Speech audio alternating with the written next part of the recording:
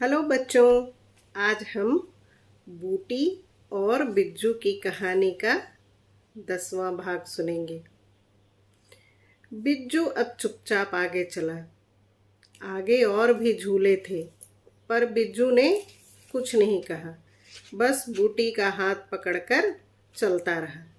मेले में कई तरह की दुकानें थीं, चूड़ियों की, कपड़ों की और खिलौनों की। बड़ी और अचार की भी छोटी छोटी अनगिनत अनगिनत दुकानें थीं।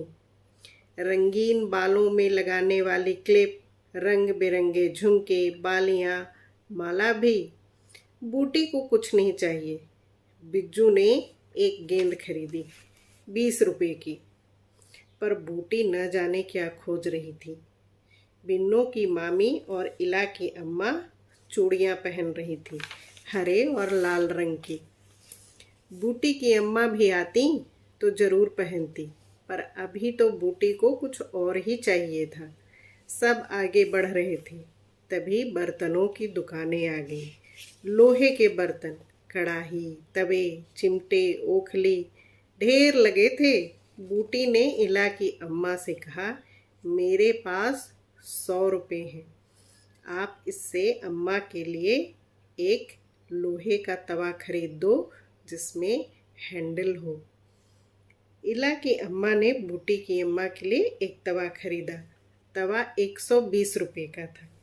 इला की अम्मा ने बाकी पैसे दे दिए। अब बूटी खुश थी। बिन्नू ने भी छोटी सी ओखली खरीदी। इला की अम्मा ने कुछ खेती के औजार लिए। बर्तन और खेती के सामान की दुकानों पर सबसे ज्यादा भीड़ थी। बिज्जू एक बड़ी कड़ाही पर जाकर बैठ गया था। इला भी इतनी बड़ी कड़ाही देखकर आश्चर्यचकित थी।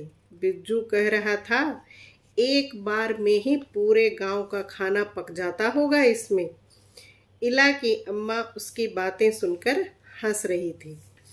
बर्तन वाला बहुत व्यस्त था, पर उसकी पत्नी बिन्नों की मामी से कुछ पूछ रही थी। बर्तन वाला अपनी पत्नी पर झल्ला रहा था, पर उसकी पत्नी को कोई फर्क नहीं पड़ रहा था।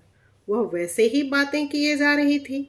आगे बर्तनों का ढेर था और पीछे थोड़ा घेर कर एक खाट लगी थी। पानी की सुराही और कुछ खाने के डिब्बे रखे थे। बर्तन वाले की पत्नी अब बड़े स्नेह से बिन्नों की मामी का हाथ पकड़कर अंदर ले जा रही थी। बर्तन वाला खरीदारों से घिरा था। ऐसे में ये मेहमान नवाजी उसे पसंद नहीं आई, पर अब उसकी पत्नी उसे भी आवाज दे रही थी। अब तक खाट पर बिन्नू, इला, बूटी, बिज्जू पैर फैलाकर बैठ चुके थे। बीच में बिन्नों के मामा का लड़का जुगनू भी बैठा था। खाट के किनारे पर तीनों महिलाएं बैठी पानी पी रही थीं। बर्तन वाले ने अपने साथी से थोड़ी देर बर्तन दिखाने के लिए कहा और अंदर आकर बड़ी रुखाई से बोला, क्या है, जल्दी बोलो। उसकी पत्नी बड़ी ही नरमी से बोली, ये हमारी बेटी की बड़ी ननद हैं, शादी में नहीं आ पाई थी। बच्चा 2 दिन का था, इसीलिए इसी गांव में ब्याह हुआ है, पास ही में घर है। बर्तन वाले का चेहरा खिल गया। बाहर जाकर किसी से जलेबी लाने के लिए कहा। फिर अपनी पत्नी से कहा, तुम ध्यान रखना, भीड़ बहुत है, मैं दुकान देखता हूँ। थोड़ी देर में ही जलेबी, भजिया और पोहे आ गए। सबको भूख भी लगी थी। सब ने मजे से खाया और खाट के नीचे चटाई बिछाकर बैठ गए। बच्चे लेट गए और बातें करने लगे। बिन्नों की मामी ने बर्तन वाले की पत्नी को अपने घर आने के लिए कहा। जब तक मेला चलता है आप मेरे घर आकर ही रहना। उसे भी मुंह मांगी मुराद मिल गई। मेले में औरतों के लिए रहने के लिए कुछ खास व्यवस्था तो थी नहीं। बेचारी को बहुत दिक्कत हो रही थी, सो वह भी तुरंत मान गई।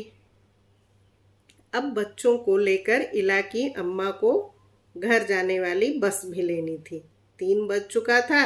इला की अम्मा ने सब बच्चों को पानी पिलाया और पीछे बनाए गए बाथरूम में ले गई। अब सब लौटने की तैयारी में थे। सब तैयार हो गए। तय हुआ, बिन्नों की मामी बस स्टैंड से अपने घर चली जाएंगी। घर तो पास ही था।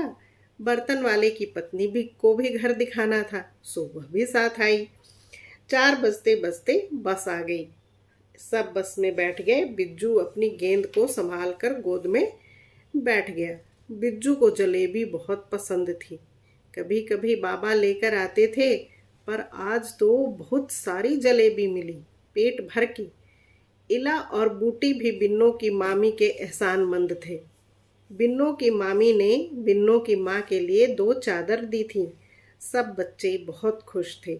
बिज्जू फिर से खिड़की से बाहर देख रहा था। भागते हुए पेड़, मकान, बिजली के खंभे। बिज्जू सोच रहा था सब बस को देखकर भाग रहे हैं। फिर खुद ही हंस पड़ा। कितनी सारी बातें हो गई हैं अम्मा को बताने के लिए। जुगनू भी, जिसके साथ वह खेल रहा था, उसके बारे में भी तो उसे बताना था। तो बच्चों, आज के लिए इतना ही। आगे की कहानी हम अगले भाग में सुनेंगे। आपको ये कहानी कैसी लग रही है?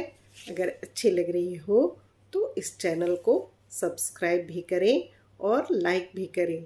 अपने दोस्तों को शेयर करना न भूलें। Thank you.